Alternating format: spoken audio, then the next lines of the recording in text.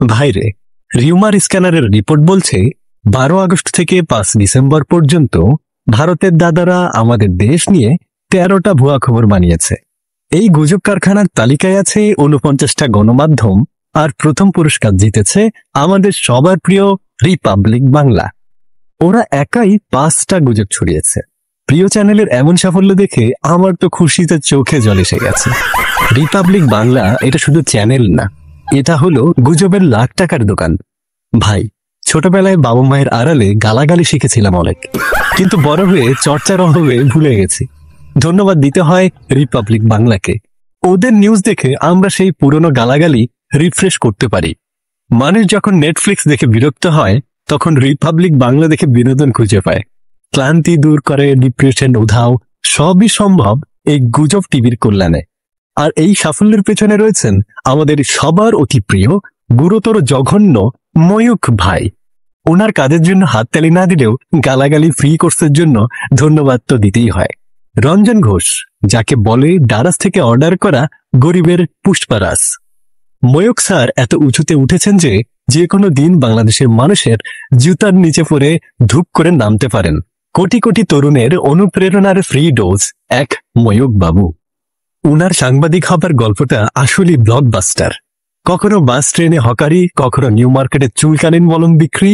সেখান থেকে এখন তিনি ব্রেন ছাড়াই রিপাবলিক বাংলার সাংবাদিক। ময়ূখ স্যার, আপনার মতো প্রতিভা সত্যি বিরল, একেবারে শতাব্দীর বিস্ময়। রিপাবলিক বাংলা আজ পরিচিত, এর পুরো ক্রেডিট স্যার ময়ূখ স্যারের কাছে। আর ময়ূখ স্যারকে নিয়ে কথা বললে স্বর্ণালী ম্যাডামের নাম না নেওয়াটা অন্যায় হবে। ম্যাডাম এমন একটা আইকন যার আইকিউ পাঙ্গাস মাছের চোখেও হার মানায়। রিপাবলিকে যোগ দেওয়ার আগে ওনার চিন্তাধারা ছিল সরু খালের মতো, কিন্তু ময়ূখ স্যারের তত্ত্বাবধানে তো এখন সুয়েজ খাল হয়ে গেছে। আর গুজব ছড়ানোর প্রতিযোগিতায় রিপাবলিকের পরে হিন্দুস্তান টাইমস, জি নিউজ আর লাইভ মিন্টের অবদানও ছোট নয়। তারা সবাই বাংলাদেশ নিয়ে 3টা করে গুজব ছড়িয়েছে। গুজব ছড়ানোতে এদের পারফরমেন্স দেখে বলতে হয় এরা গুজব লিগের ফাইনালে জায়গা পাকা করে ফেলেছে।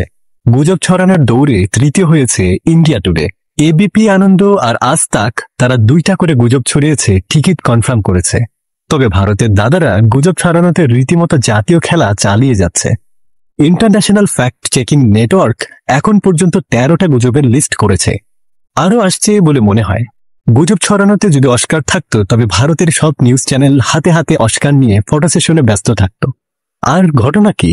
মানবতার আম্মু শেখ হাসিনার পতনের পর আমাদের আফসোস লীগের এমপি মাশরাফির বাড়িতে আগুন দিল, আর ওরা নিউজ করলো লিটন দাসের বাড়িতে আগুন, কারণ লিটন দাস তো হিন্দু। এমন গুজবের প্যাকেজে হাসতে হাসতে পেট ব্যথা হয়ে গেল। দাদারা সত্যি বিনোদন যোগানোর কারিগর। ভারতের নিউজ মিডিয়ার কীর্তি দেখে হাসি আর থামছেই না। একবার তারা লিটন দাসের বাড়িতে আগুন লাগার খবর ছড়ায়, অথচ লিটন দাস পরে নিজেই ফেসবুকে পোস্ট দিয়ে জানায় যে খবরটা ভুয়া।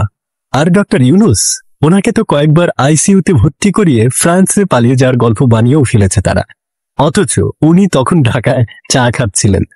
সবচেয়ে মজার ব্যাপার হলো ভারতের দাদারা বাংলাদেশের মুসলমানদের ঘাড়ে দোষ চাপিয়ে ভিডিও বানায় যে আমরা নাকি হিন্দু নারীদের ধর্ষণ করছি, অস্ত্র বানাচ্ছি পাকিস্তান থেকে।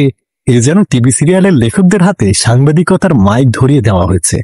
একটা সত্যি কথা বলি, পৃথিবীর পাগলের 1/3 থাকে ভারতে, আর তাদের বেশিরভাগ চাকরি করে নিউজ চ্যানেলে। পাগল আর সাংবাদিকের এই মিশ্রণ থেকে এটাই তো হওয়ার কথা।